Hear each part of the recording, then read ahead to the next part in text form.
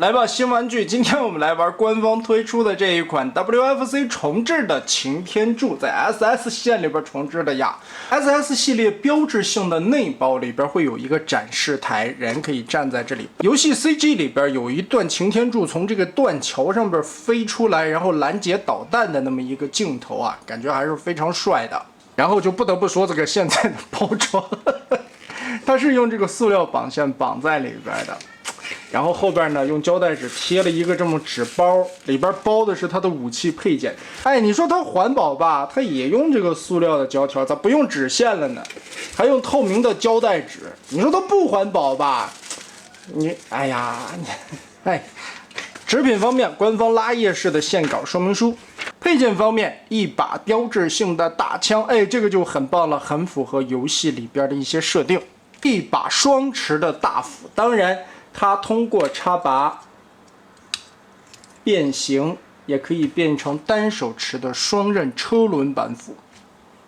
当然这一节你还能救下来。所以这些模块化设计的武器啊，我感觉后续的一些产品可能也会增加一些互动性吧，这样就更符合了游戏里边武器升级切换武器的这么一些设定概念了。来看一下人形的效果，哎，竟然还是挺不错的。身材方面，我个人感觉是要比之前推出的老版 WFC 擎天柱更加还原游戏设定里的那种壮硕的味道，长臂猿的那种感觉啊，而且身材魁梧了很多。其实 WFC 当时的那个设计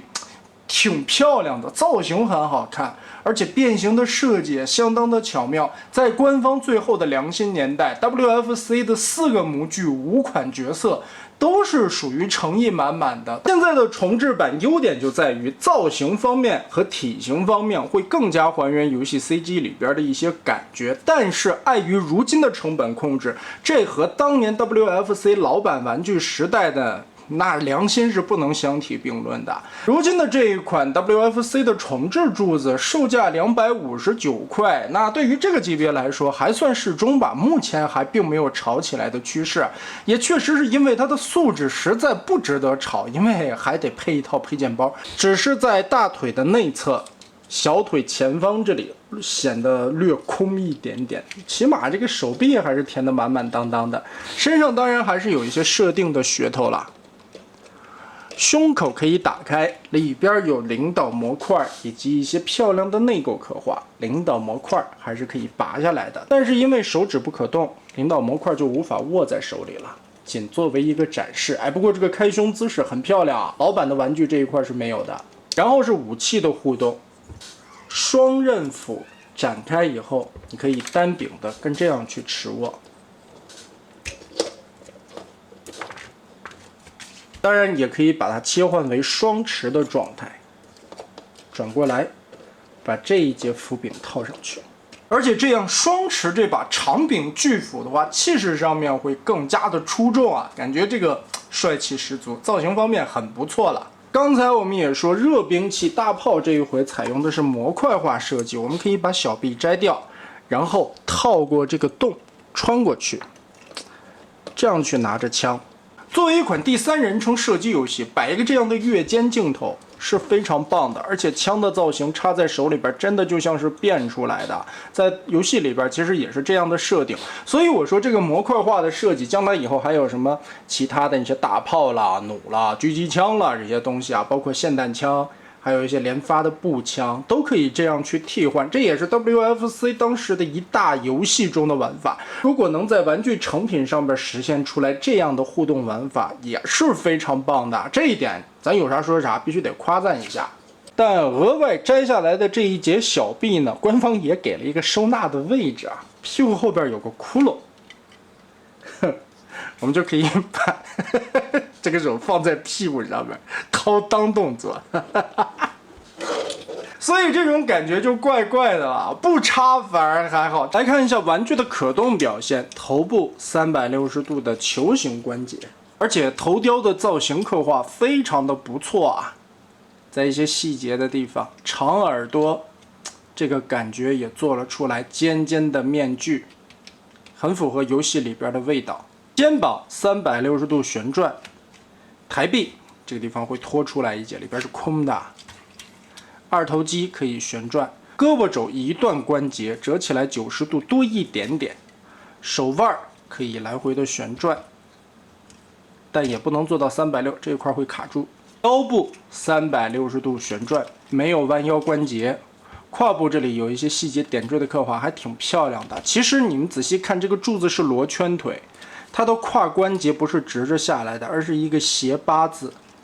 所以导致这个是 O 型腿的感觉。前踢可以踢到很高，后踢是完全锁死的，折不过去。侧踢可以踢平没问题。大腿根部左右也有旋转，膝盖因为造型限制吧，折到90度，脚踝有左右接地的关节，脚底空空的。所以目前看起来可动方面该有的一些基本素质倒是也有了，看起来还不错。但是如今的变形金刚官方的料子也是偏软一些的，包括这款柱子也不例外。身上有一些转轴的地方，它其实是活扣跟这样插进去的，容易跟这样转就脱开。不过这也是现在官方的一个标准素质了，我们习以为常。背后这里还不错吧，偷胶的不是很明显，没有什么太多的空洞。背后这里车头变的这个造型也挺漂亮的啊。咱们来看一下它如何去变形。首先第一步，打开双臂，然后整个的拉宽它。这里边有滑槽连接着插点，把它拉开。翻到背后来，这一块的双关节折叠过来，旋转180度，拧到上方，然后上半身进行一个旋转，让胸口往前凸，顺着根部的这个轴折到底，头往后靠一点点，尽量的贴合，然后肩膀的造型往前旋转，把轮子折到正确的方向，盖子翻下来，注意这里靠着韧性来一点避让空间。接着往回缩胳膊的时候，这里的卡扣还有上方这里的卡扣全部都对准，插合。模具精度还可以啊，做工什么的起码变形是没有什么压力的，卡扣的地方全能对得准。哎，车头就这样包出来了。然后我们把腿部旋转180度，先向上翻90，胳膊往回收，收纳回来的时候往内进行一点点的旋转90度，两个小臂中间的插扣连接在一起，就是这么一个斜着的角度摆在这儿就好了。然后两条腿中间所有的插扣进行结合，哎，这个地方就表现出来官方这个料子操蛋的地方啊。它其实是中间有一些燕尾卡榫的套合的，当然你靠着韧性往里夹也可以，但仔细看这一片板件，因为太软了，就把它顶弯了，夹不住。你得掰一掰，使点劲儿，哎，尽量把它夹合在一起吧。脚丫子也连接在一起啊，包括前方小腿板，把所有的插点都密合好。OK， 侧面的腿板打开，烟囱往上立一点点角度，这样展开，然后往下翻这块盖板，小轮子180度折起来，这里边有一个卡点，嘚儿卡住，脚丫子整体的往上方立，哎，现在腿就空了，然后根据这胯关节往回落，落下来，让这一块包住小臂的位置，小臂里边还有两个插点，对准腿内侧的这两个凹洞，把它扣上，连接在一起。上方的顶盖往回落，侧方这里烟囱拉起来，上下这里有两个锁扣的位置，把这两个点锁住，夹起来，挂住筋，揪着它。整体来说，在过程中其实还是挺有意思的啊。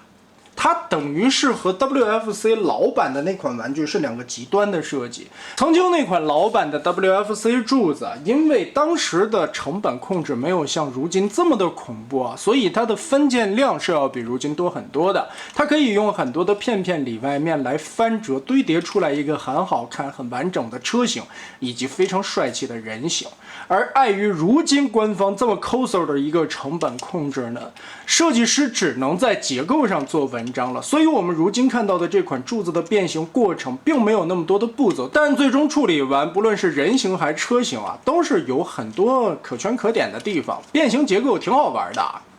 但问题就是偷的成本就缺个盖子呀。本身来说啊，脚底的这些窟窿，其实我们现在都不在意了。玩变形金刚的玩家们，尤其官方的粉丝们，对于这些东西已经见怪不怪了。但这个地方就有一些过分了呀，露着两个大拳头啊，这地方真的应该加个盖子。但是呢，这也是官方给 DNA 留口饭吃吧。现在 DNA 这套配件包出来了，最大的目标就是堵住了这个窟窿。